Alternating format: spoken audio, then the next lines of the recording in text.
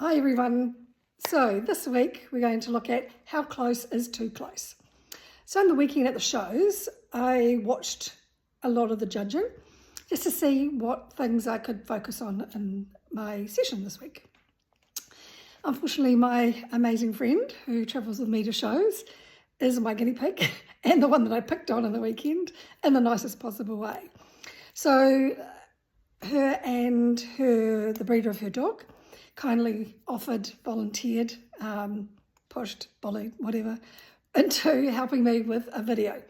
So we'll show that through the session as well. So how close is too close? So when you're running around the ring, how close should you be to the dog in front? When you're stacking your dog up, how close should you stack up next to the dog in front? So these are all things, and I know it's really hard when you're new or you're focusing so much on your dog to actually think that step ahead. And all I'm going to try and do is give you some pointers on things that I think of when I'm showing in the ring to make sure I don't upset, disturb, or the dog in front, or at the same time disadvantage my dog. So the first thing is moving around the ring, and I get asked a lot by people, what happens when their dog moves faster than the dog in front?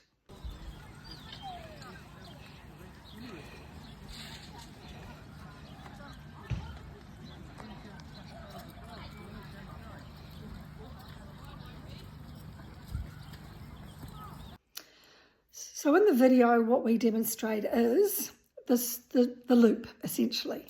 So if you know the dog in front of you is going to be slower, before you take off, just take a step forward, like you're going to go, then just take the dog around you. Don't do a great big kind of loop.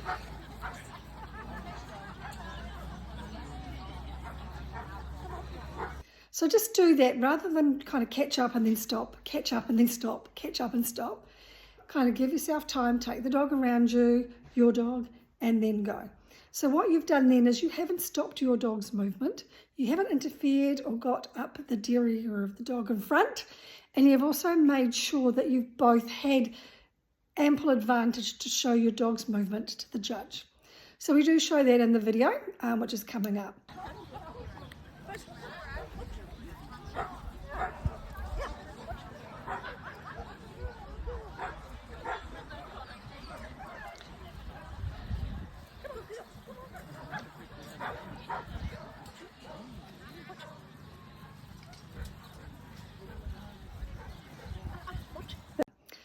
Just be aware when you're going around the ring. Look at where that dog is in front. And I always say 3 eyes when you're showing a dog.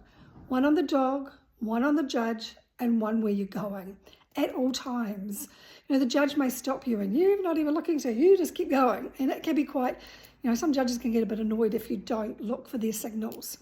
So just be aware of everything. It doesn't mean when you're going like this with your eyes because your dog judge going, you'll find that you have this peripheral vision when you start getting going and get a little bit more experienced. So make sure when you see that dog in front of you coming close, just don't stop, just take the dog around you on the spot and then get going, okay? So you'll see that in the video.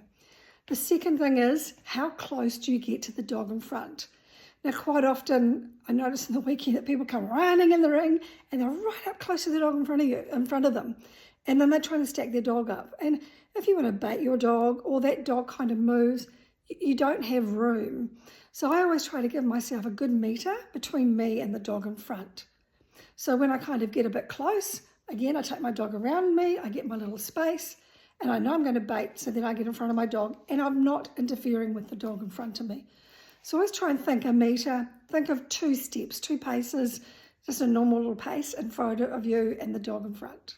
So that's how I kind of monitor things for me when I'm showing my dog.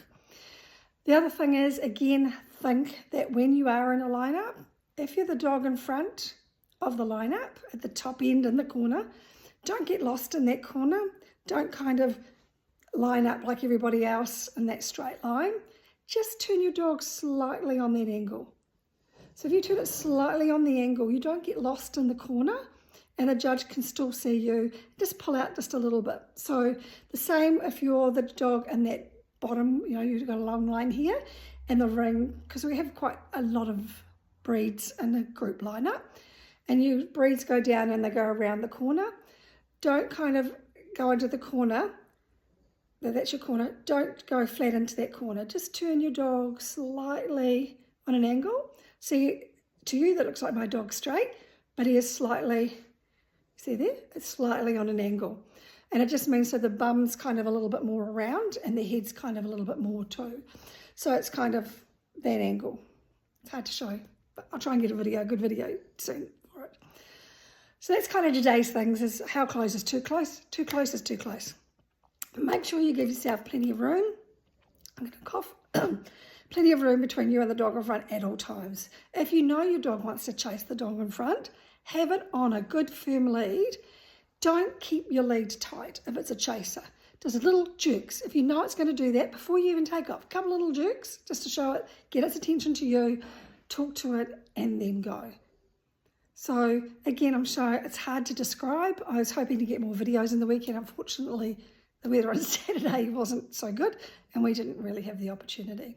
But I will try next time.